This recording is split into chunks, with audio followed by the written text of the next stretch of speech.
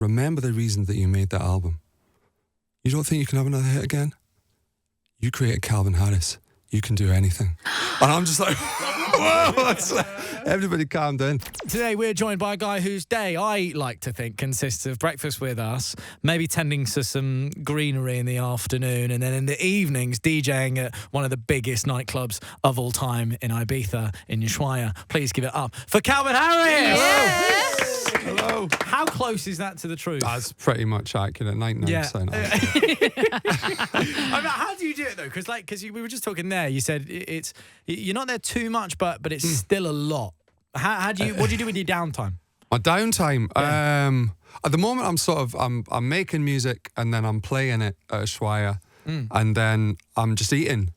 I like to retire around 11 p.m. and sleep. Yeah. And then I get up, do it all again. Get up, do it all over again. Exactly. Well, last time we saw you're enjoying the bone broth. You still enjoying that? Oh, yeah, occasionally. Is that what I was chatting about last time? Yeah. Yeah, bit of that. Yeah. A few other things, bits and bobs. Hey, the last time we saw you, you were at the Summertime Ball. Yes. Wembley Stadium. How was the show for you? That was a laugh. It was good. Yeah. Enjoyed it. It still must be one of those things where it's like, I'm actually here. I'm actually at Wembley Stadium. It's a big old place. Yeah. And to just see everyone filing out after the Jonas Brothers was sort of an amazing sight for me personally. Hey, well, look, I'm sure that people still love that. Do you really notice? Like, do you notice when it's a big place? You notice? You notice? Everyone's on the dinner by the time I get on. But I don't think people realise if they're leaving for the train or whatever. Like, I don't think they realise that you can see them leaving. Depends how many's leaving at the same time. You should say it, Nate. You should be like, I can see you. Do you know what though? So many like mums were saying we stayed the hardcore. There were so many people saying we stayed for Calvin. We're the hardcore generation. The old heads. It's hard though. It was a Sunday night as well. It's a marathon. It's work in the morning. It's all that. And you've had some cool people coming to watch, like proper A-list, like people wanting. A couple of weeks ago, we had a mad time. Example was there, and then we had Kevin De Bruyne, Virgil van Dijk, Marcus Rashford, Nathan Ake. Who else? You had Stormzy. That was last week. We had Stormzy. We had Tiny Temper. No, who else was it? Lewis Hamilton. What? It's been. Lewis I just Hamilton. thought, What I love, right, is that I see a lot of, sometimes obviously on your Instagram, like I'll see a lot of pictures of you with, celebrity, or like different artists here and there.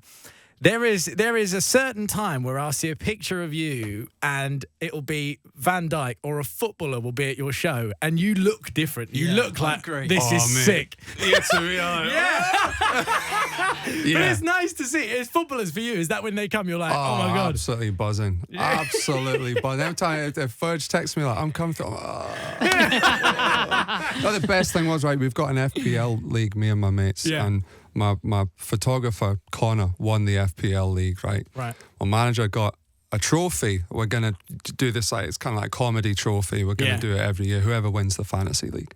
So Connor's like, Van Dijk's coming through. Do you think that he'll be able to present it to me? I'm like, probably. I'll ask him. We ended up having Van Dijk, Rashford, Kevin De Bruyne and Nathan Ake presenting.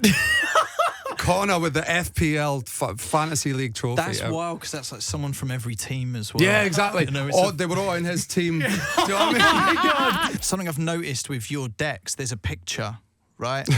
Yeah. And it bugs me because I'm sad enough to have tried to screen grab it and zoom in. Do you not know who it is? Right, you know who so you do someone's know who telling me it's Rod Stewart. It's Rod Stewart. It's Rod the God. Why? Rod the Inspiration.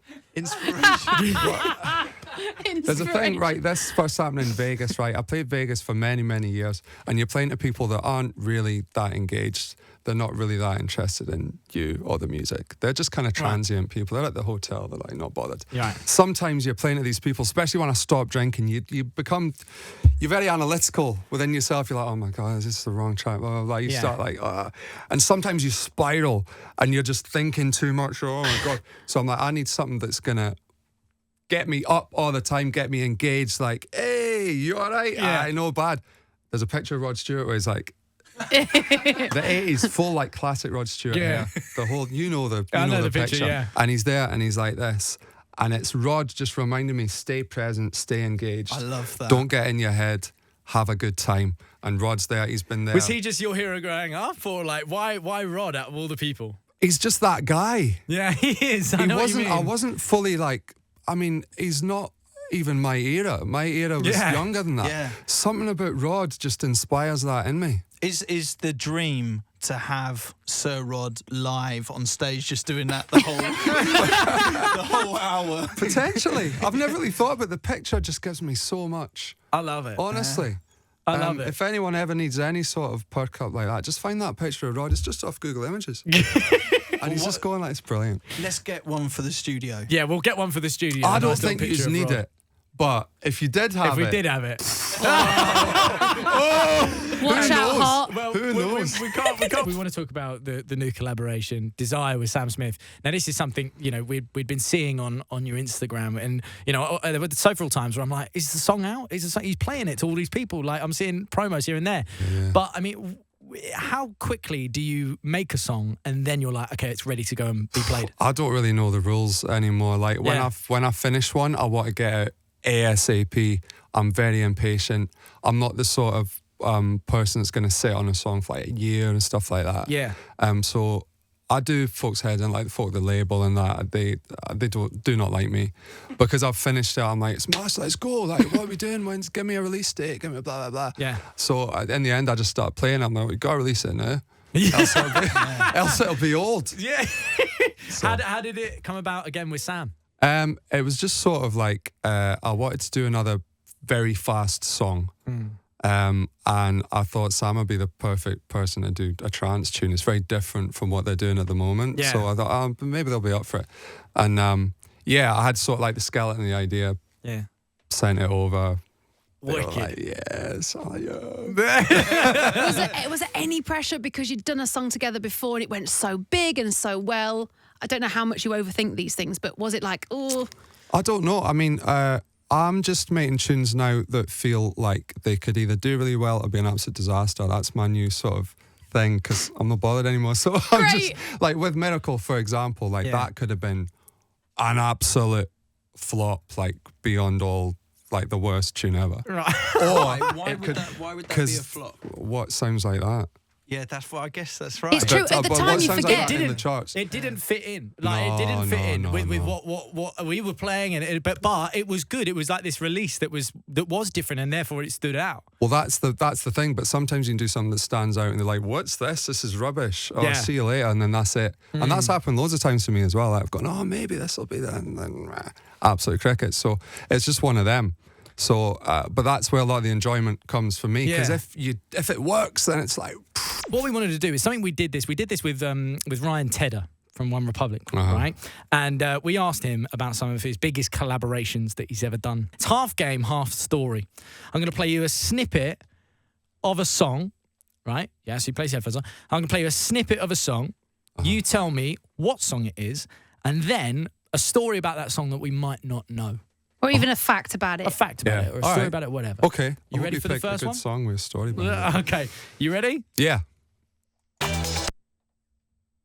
Oh, that's Justin Timberlake, isn't it? That's so mad that you knew from that. That's Shazam levels. Yeah. All right. So when I was recording this song, Justin Timberlake, it was very late at night, and I hadn't met him. Right. So I was getting like texts through people, and it was midnight, and I was sitting in my house, and I've been told that he was going in the studio. Right. And I got a text. I was like, oh, you know what? He's probably not going to do it. I'm going off to bed. I got a text saying, oh, Justin's in the studio.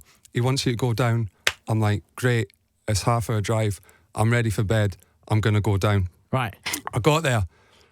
And it's a party in the studio, like it's Justin, he's got like about 5 cameras around him. He's like, oh, is it okay if we're filming for a documentary, all this sort of stuff? I don't know if I'm allowed to say that. But then he's like, I want to watch you record the vocal. I want you to sit there and you want you to watch. Good impression, yeah. And I'm like, no, I'm well up for that. And I'm just sort of sitting on the sofa and he's absolutely nailing it. It's unbelievable. Yeah. He comes in, he's recorded like a load of takes, and he's sitting right next to me on this tiny little sofa. And at the record plant in Hollywood, right? And I'm sitting there, I've never met it. It's Justin Timberlake. Yeah. And he's sat there and he's like this, like watching me. I'm like, oh, that's fucking. Yeah. It's really good. It's really good. And he's like, You hear that, BV? Like, yeah. You know who taught me that technique? Michael Jackson. And then he's off. He went to have a drink or something like that. I was like, Jackson. That's brilliant. Yeah, so that's one. That was That's a definitely great one. story. Right, let's go for the next one. Oh, it's One Kiss. That is indeed. We all know this song. We all love this song. But is there a fact about it that we might not know? God, I'm trying to think. Do we include the Liverpool bus with it? Oh, you can do that. Yeah. You can do that. It was. It definitely took on a life of its own after they started playing at Anfield. Yeah. I knew that it was a new lease of life when I knew it was being played at Anfield when it was a victory or whatever. But then they played, I think, Man City in the cup. I was at the game, so they played One Kiss. I think it was against. Oh, I might be wrong. It was when it was against Chelsea Oh, was it? in the FA Cup final, Yeah. and I remember looking at the Liverpool end, and I wasn't expecting the reaction to the song. I wasn't aware of such a I didn't thing. even know Wembley had it on the playlist. And when I knew that it went from Anfield to Wembley, that's when I realised it was the thing. It was the big It was thing. now a football song. Taking on a football world. Yeah, All right. yeah. Ready for the next one? Yeah. Here we go. Oh, Feels. Very good.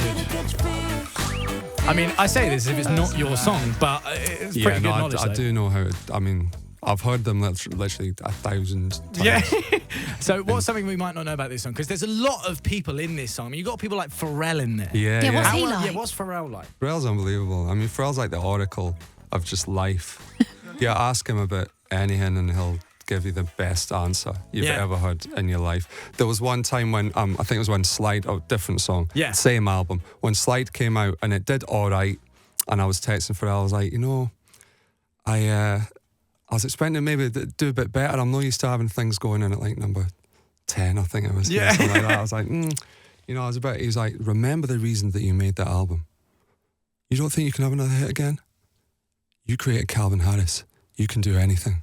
And I'm just like, whoa. Everybody calm down. I've still got a screenshot of the text. It's in my favourites. But that guy is like, if you ever need hyping up. Wow. I mean, why do you not have a picture of Pharrell and Rod on either side? Yeah. Do you know what I mean? I just remember those kind of interactions because this is a childhood hero for me. Yeah. Pharrell Williams, and yeah, to have that sort of chat at him, That's so lovely. it's unbelievable. That you should get that framed. Yeah, that's cool. Do That. you screen grab those conversations just for memory? Yeah, I yeah, sometimes just- do yeah, that with yeah. like my dad. I've Do you know never what I done mean? that. Like That's a good little- idea. Yeah, it's nice. Very no, nice. it is good. Quick question: did he ever give you a hat? No. No. Good to know. Good to know. Clear that Sean, it was right to check. up. I had to ask, It's didn't an I? important question. It was. Are you ready for the final one? Yeah. Oh, Cheryl Cole, Call My Name. Oh, that took me a minute. Now this one blew our minds because we didn't know about it. Absolutely blew my mind. I did What's not it- know you were involved in this song. Involved, written and produced and mixed. I did not know that. Every know word. that either. Every word? Every word. That is amazing. Yeah. God, how's it gone Absolutely. then? So tell me the story of that song. So you've written it and then... I'm trying to remember what the deal was. I think I can say this now because literally 10 years, 11 years has passed. The deal was Cheryl gets that tune if I get a vocal for Sweet Nothing from Florence. Wow. Oh my God. I'm pretty sure that was the deal. And because it was the same label or something like that. Right. And I guess the A&R man sort of brokered the deal or whatever. And Call My Name came after We Found Love. And, it had a lot of similarity. We found so they were desperate for that tune, man. And that's what we did. He was like, I'm going to suggest to Florence, it's a really, really good idea to work with you if you just give us this one tune. Wow. Oh my God. Did you speak to Cheryl about it? No. I know. Literally. it was just Everybody like- was happy. The tune did well. I mean, I think it was fastest selling single of that year. It was massive. I was- When you go to record that song, do you have to send your vocal of... Is there a version with you on it to Cheryl? Yeah. Is there? Oh, so yeah. with you going like, how'd you think Yeah. of it?